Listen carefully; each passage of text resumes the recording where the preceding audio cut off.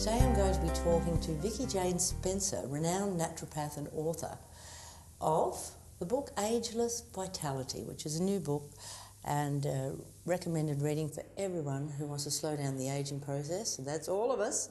So hi Vicky. Hi Sandra, thank you for having me here today. It's a pleasure, and I'm just so excited to have you here and talk to you, and everyone who's watching this should realise what a wonderful opportunity it is to have Vicky Jane, because she's dedicated her whole life to being fit and gorgeous, and she's done a lot of research into anti-aging. So this is a very privileged opportunity.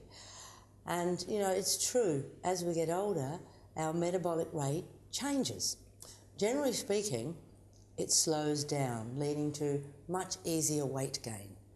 And I see a lot of menopausal women who come to me saying, please doc, balance my hormones, everything's falling apart, I'm putting on weight, can't sleep, got all this cellulite, but I'm not eating any differently. So Vicky's going to explain to us, it's not just what you're eating that's putting on the weight at menopause, it's that your muscle is changing. So Vicky, tell us the secrets to avoid that menopausal weight gain. It's a huge problem for so many women and even men. We have this myth that as we get older, especially once we hit our 40s, that we get this middle-age spread. But really it's probably a bit of mismanagement of this amazing thing we've got called a physical body. Yeah. A lot of people are doing the same exercise and realising it's just not going to get the same results. The trick is we're not the same person we were at 20 or even 30. Yes. We are different, our hormones are different. But also as we age, we start to lose lean muscle if we have not challenged our body. So if we're only doing just a walk around the block or even an hour's walk, it will become the normal for the body.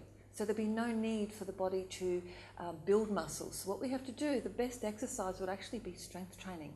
And some women will be really fearful of that because they don't want to get too bulky. And it doesn't have to be extreme, but even yoga or Pilates could be a good start. Yes. Anything to challenge the muscle. And what will happen when the muscle gets challenged, in each of the cells of the muscle, we've got a mitochondria. Yeah. And that's where we create our energy. Yeah. It's also where we create our human growth hormone. Now, human growth hormone is very high, probably up to the age 25, then it starts to decline.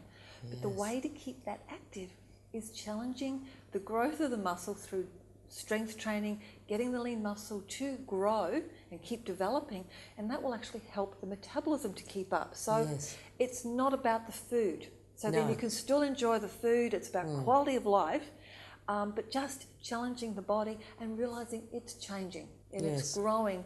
And we tend to think that we only grow as children, but we're constantly growing this body, but we want it to grow in a healthy way rather than just the outward way. So that's right. The key is challenging the muscle, and the best way would be through either strength training, Pilates or yoga. Yes, to keep that growth hormone up, to grow your muscles, which will reduce the growth of fat. And how much a day or say a week strength training would a perimenopausal woman need to offset that very common weight gain? Good question. It will depend how much weight she's gained, how much activity she's already had. So if, say for example, a woman's been walking every day, so she's got the cardiovascular routine happening, she might find just doing 2 or 3 sessions a week. So what she might do is do her walk and then come back and maybe do upper body. So that could be push-ups, tricep dips, and then the next day when she goes for a walk she might do lunges and squats, so that's working the lower body. Yes. And then another day she might do more core work, which we will be showing in the exercises a little bit later on. So we don't have to be fanatical, and it's not about having to go to the gym, and because a lot of people are fearful of that. Actually, I'm a bit intimidated with gyms as well, so I think the more we can do in our own environment. But I do encourage people to see your personal trainer or someone to show them how to do the exercise correctly. So coming back to your question, how much? I would say to get the change, we have to be really consistent, maybe 2 or 3 times a week for a few months, and then you should be able to maintain it, even just once a week, doing a good session once a week. But just by incorporating maybe 20 minutes of your general cardiovascular exercise and then maybe 10 minutes of a particular strength training, like I said, different body parts, that should be enough, because what people will find, once we invest in our body, we find we appreciate the food we put into our body. So then Yes. we're less likely to go for processed foods and refined sugars. So it just becomes a healthy way to live rather than the diet mentality.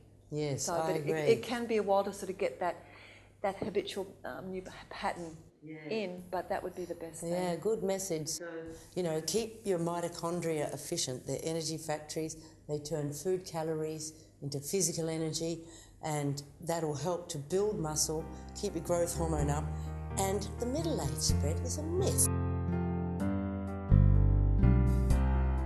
As we get older, we also become more prone to insulin resistance, which means our hormone insulin doesn't work as efficiently. So if we eat carbohydrate, our insulin goes up, and insulin is a fat-storing hormone. So we don't need as much carbohydrate as we get older unless we're doing a lot of exercise. Do you find that's true? Absolutely, because what I find for a lot of people, rolled oats are excellent, but rolled oats are a very building carbohydrate, so they're good for children. As a naturopath, I'll recommend rolled oats for someone who needs building up because they've had a bit of emaciation with illness. Yes. And if they're out there doing a lot of physical activity, but a lot of people are having their rolled oats every morning because it's a nice food, but it's too many carbohydrates even still. Yes. And especially there's a gluten intolerance, and especially if they need to get their weight down. So carbs, understanding carbs, I think, is going to be tricky. Yeah. Well, you know, your book, I'm sure it covers all of that. It your does. book on ageless vitality. And, you know, people need to keep up the good fats as they get older, because your sensitivity to hormones such as growth hormone, thyroid hormone, insulin will reduce if you don't have healthy cell membranes. Your cell membranes are made out of fat, and people still have this, you know, myth in their brain, which is totally wrong. That's right. That I've got to lower fat as I get older.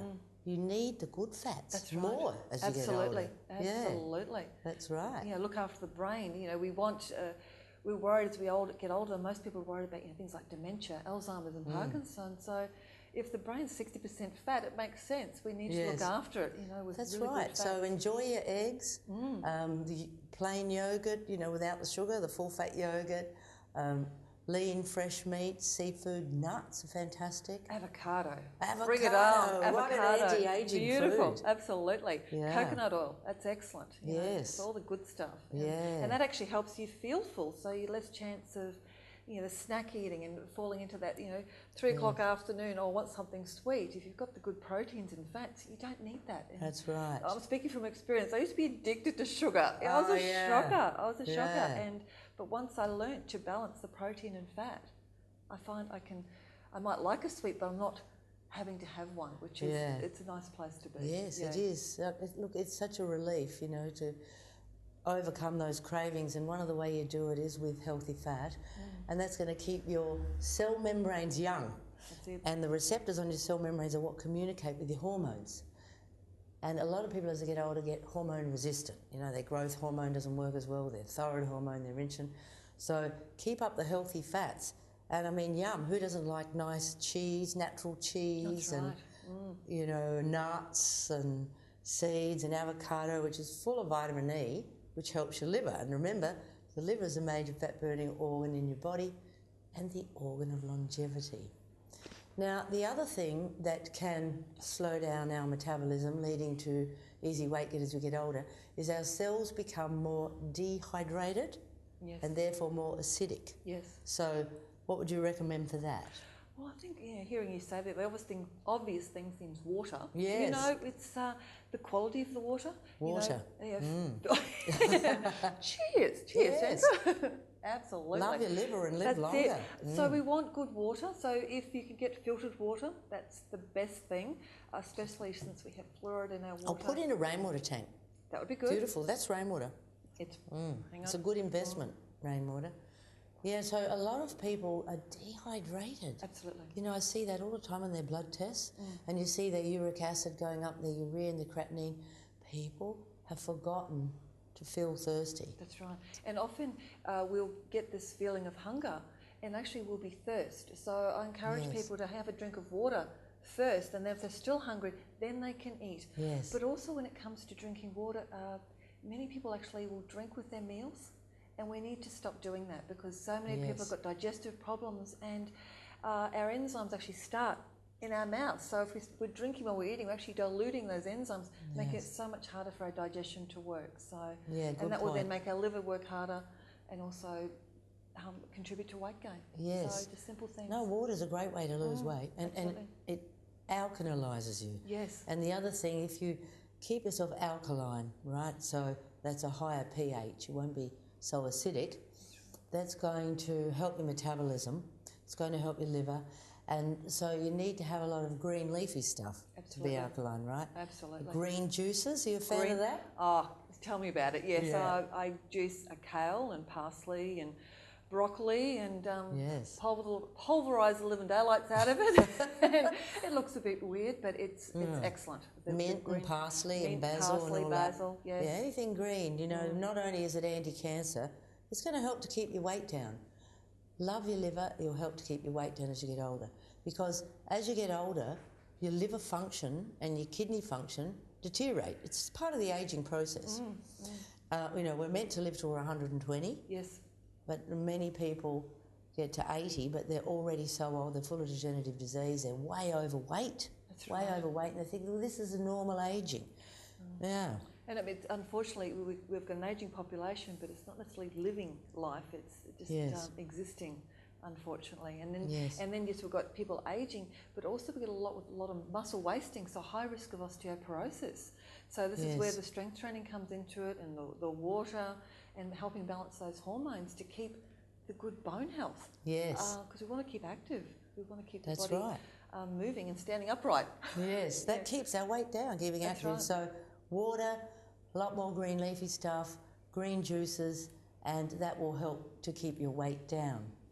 And remember, the healthy cell membranes with the healthy fats, I think, is so important. And the other thing, Vicky, that I have found helpful for people is to use supplements such as magnesium and chromium and herbs such as gymnema or bitter melon to lower the insulin. Absolutely. And that is going to lead to easier fat burning. That's right. Yeah. And also, there's moments when you do have those sugar cravings, and if you recognise that you do have sugar cravings, then you know those nutrients will really help support the body chemistry. Yes. So it's not about being strong, it's about if that chemistry is supported, then you find you don't crave those, you know, processed or refined sugars as much. So it makes it a little bit easier. Definitely. If you keep your insulin low, the cravings will go. Oh, Hey, I'm a I poet. like that. And I I like didn't that. know it. It's true though, isn't it? People true. say to me, I can't believe it. Since I've started eating more fat and healthy protein and taking magnesium and chromium and these herbs that you suggest, Dr. Cabot, I'm not craving anymore. They can't believe it. And they can't believe they're eating more. Yes. So they're eating real food. They're eating real food. And they That's the feel difference. satisfied. That's right. And actually get a glow in their skin, and their mental clarity improves. And it's, Yes. Yeah. And they lose weight.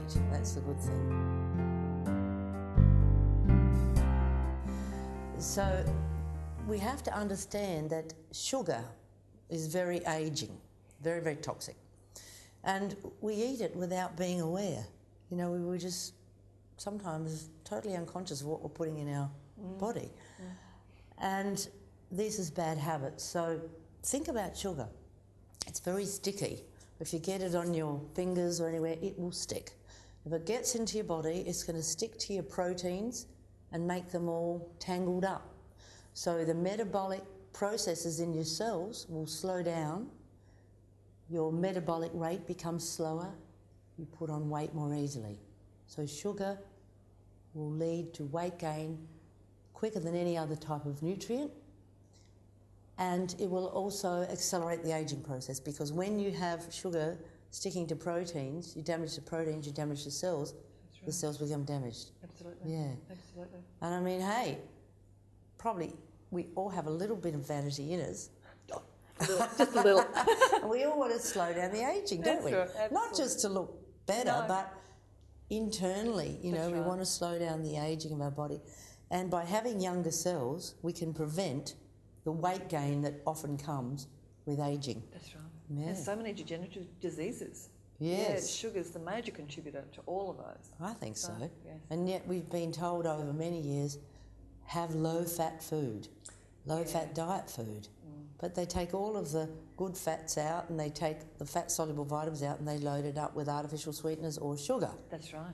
That's right. Yes. And so it's once again getting back to the basics, real food. The body knows what to do with that, and Yes. it needs those basics, and you can't Yes. go wrong. You can't. No, just each meal, make sure you've got a good protein, a good fat, and a good carbohydrate in the form of fruit and veg. You really can't go wrong with Do you that. eat a lot of eggs, Vicky? Eggs, I do like eggs, but I make sure they're free-range organic eggs. Yes. And I'm quite partial, maybe 1 or 2 a day. Yes. And I'll even put them raw in my smoothie. That's so quite a lot, 1 or 2 a day. it is, and people get a bit freaked with that. But it's a good essential protein, and it does help with brain function, and eggs are a good source of choline, so they're good for the brain as Yes, well. excellent for the memory. That's right. Yes, yes, definitely. I think they're a perfect food and inexpensive, and we should definitely eat more eggs. Now, the other thing I wanted to mention is that as we get older, we're often given more and more prescription medications. And it's not unusual for me to see a patient who's on 5 or 6 different drugs. Wow. An antihypertensive, an anti-cholesterol drug, an antidepressant, an antacid, an anti-inflammatory.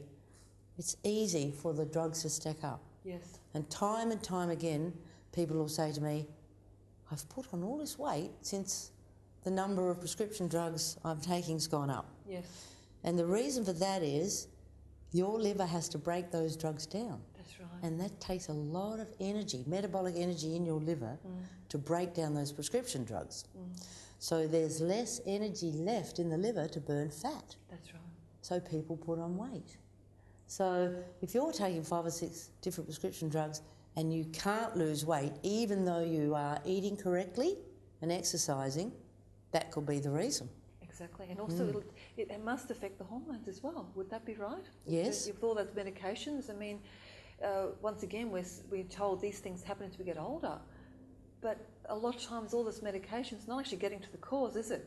And That's underlying all that, they could probably have a problem with your digestion, hormones, or an imbalance. Yes. And if that's not addressed, that will still lead to more problems. So Yes. getting to addressing the sugars, looking after the liver and digestion, you may even be able to go back to the doctor and say, can I come off some of this medication? Yes. You must notice that, Sandra, if that's... Well, I aim to reduce the number of drugs people take because I think long term we don't really know the effect on the liver. No, that's right. This is a fairly new phenomena. And we have drugs today that actually have 2 or 3 different things in them. Like you get one pill that's got an antihypertensive, an anti-cholesterol and a diuretic in it. So I think there's a lot of unknown factors. And, even though I'm a medical doctor, deep down I like the naturopathic approach. That's what I feel comfortable with. I think it's safer. And I just see that people put on so much weight by the time they're on 5 or 6 different prescriptions. So the message is, think about it. What are you doing to your liver? What are you doing to your metabolism? That's right. You could be slowing down your metabolism. And if you can work with your doctor or even work with us, the Weight Loss Detectives, Absolutely. to lose the weight and improve your liver function, you may not need as many drugs. That's right. Yeah, it's got to be good.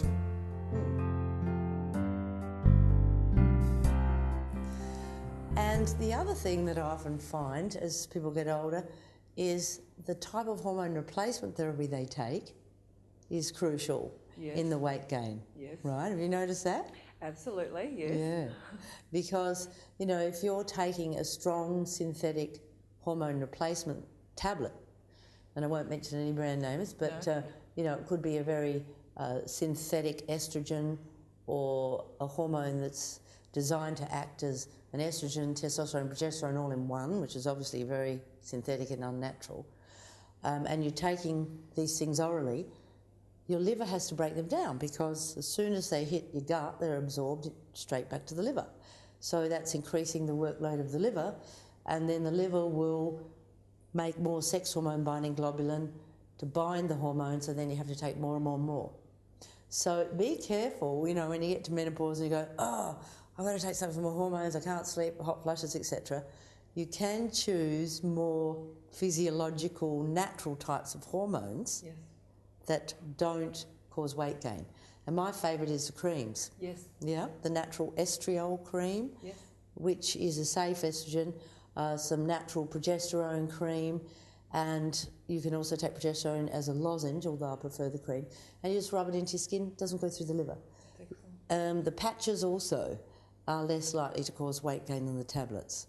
So what do women have to do if they'd like to look at that option? If they see signs that hot flushes and that their periods are changing, that their periods are stopped altogether, where's the first place for them to go? What's the best option for them? Well, they could ring our health advisory service and we'll tell them where there's a compounding chemist near them. Excellent. Talk to their own doctor about it, where they can find a pharmacist who will compound the natural hormones. So specific to their needs. Yeah, That's excellent. that's right. Yes, yeah. That's why I love the bioidentical hormones, because we can do a blood test and we can see, wow, you don't really need anything but the progesterone, or wow, your testosterone's really low. Yes. And that's making you tired and your muscles weak. Let's give you a little bit of testosterone in the form of a cream, and that'll give you more energy to exercise. So it's like fine-tuning somebody. And you definitely need to be aware that there's a huge range of hormones today, thank goodness, because, if you go back 50 years ago, we were all given horses estrogens. Right, exactly. Started galloping around the lounge room. We won't know this. Eating charp for breakfast. That's right. And putting on weight like a horse. No, we don't want to do that. We want to feel like natural women. So I've written a good book called HRT, The Real Truth. Balance your hormones naturally and swing from the chandeliers. So that can help. And there's a lot of information also on our websites, weightcontroldoctor.com.au. And also the other thing that I emphasise is use the smaller dose, and then you won't have such easy weight gain compared to the high doses of hormones. So I think, it's very important to be aware of all these factors. And a lot of women can actually build lean muscle as they get older, can't they? Often women will go to the doctor later and, they're still getting their period in that perimenopausal phase. And the doctor says, we can't really tell what your hormones are doing. But many women in that stage can be low in progesterone, can't they? Which will have a huge impact on their moods and actually their ability to metabolise fat. So it could just be taking a little bit of that progesterone cream could make a huge difference, not only in how they manage their weight, but in their relationship. Yes, that's true. Well, my other book is How Not to Kill Your Husband. Okay. Okay. And that's all about natural progesterone and how it helps the moods and the sex drive. And it is a thermogenic hormone. It can help with weight loss directly, but also indirectly by helping your thyroid gland. Yes. So if you have a progesterone deficiency, that can lead to a thyroid problem, which can then make the progesterone problem worse, which will make the thyroid problem worse. Especially if it's autoimmune as well, isn't it?